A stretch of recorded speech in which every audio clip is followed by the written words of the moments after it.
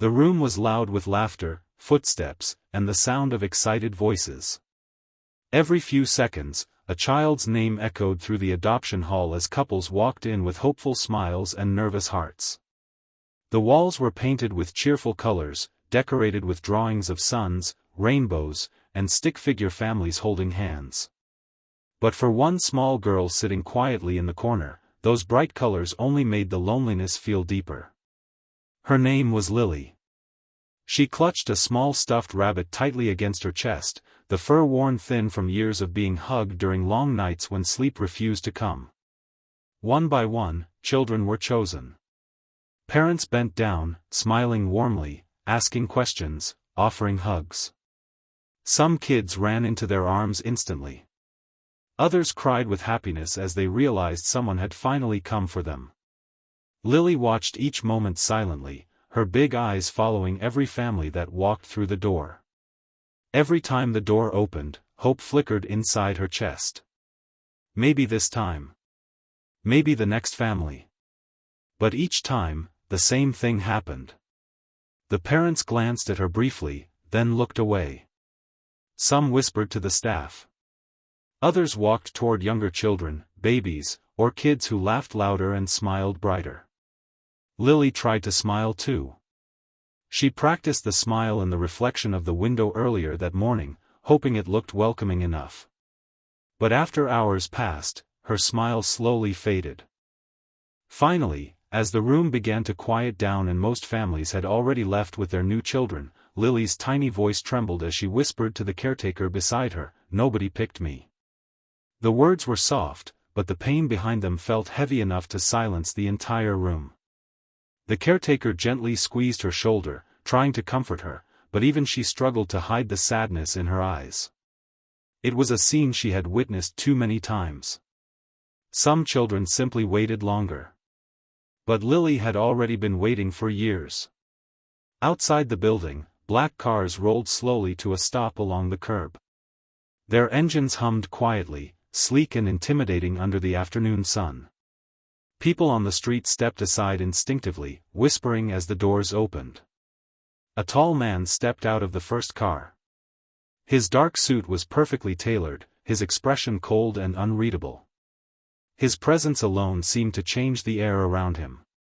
This was not a man people approached casually. This was a man whose name was spoken in hushed tones across the city. The feared Mafia boss, Victor Marino. Businesses closed their doors when he walked by. Criminals vanished overnight when they crossed him. Even the police treated him with careful respect.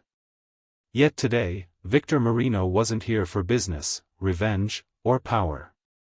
He had come for something far more personal, though no one around him knew that yet. Inside the orphanage, the director nervously adjusted her glasses when she saw the imposing figure walk through the door. His bodyguards remained outside, but his reputation entered with him like a shadow filling the room.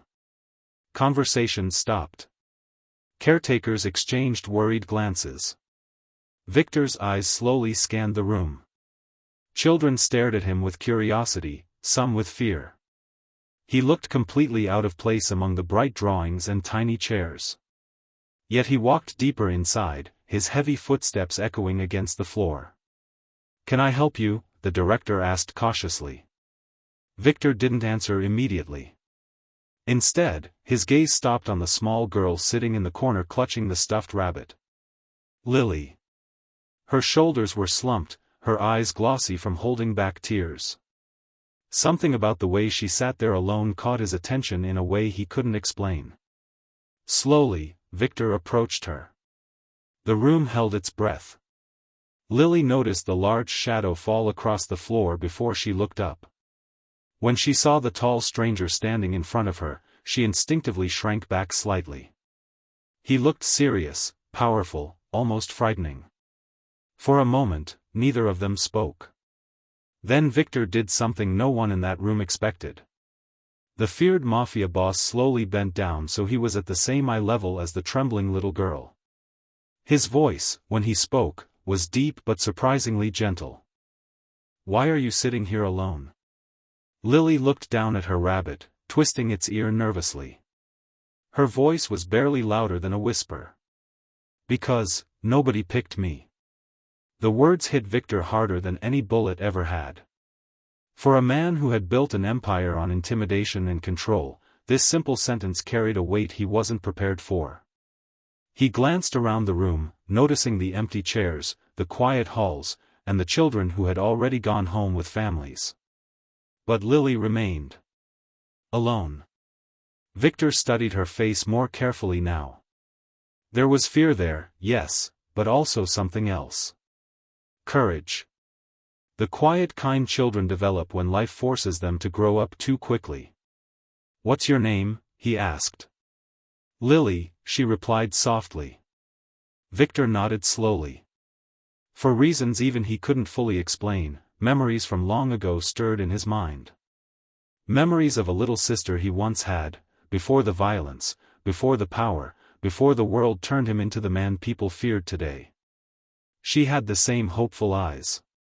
The same quiet strength. And she too had once asked him a heartbreaking question, "Will someone come for me?"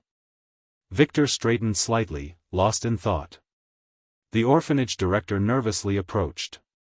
"Sir, are you looking to make a donation?" she asked carefully, unsure why such a dangerous man had come here. Victor ignored the question. His eyes were still on Lily. After a long moment, he asked her something unexpected. "What would you do if someone did pick you?" Lily hesitated. She wasn't used to adults asking her that question anymore. Most had already decided she wasn't the child they wanted. But after a moment, she answered honestly. "I would try really hard to be a good daughter." The room went silent again.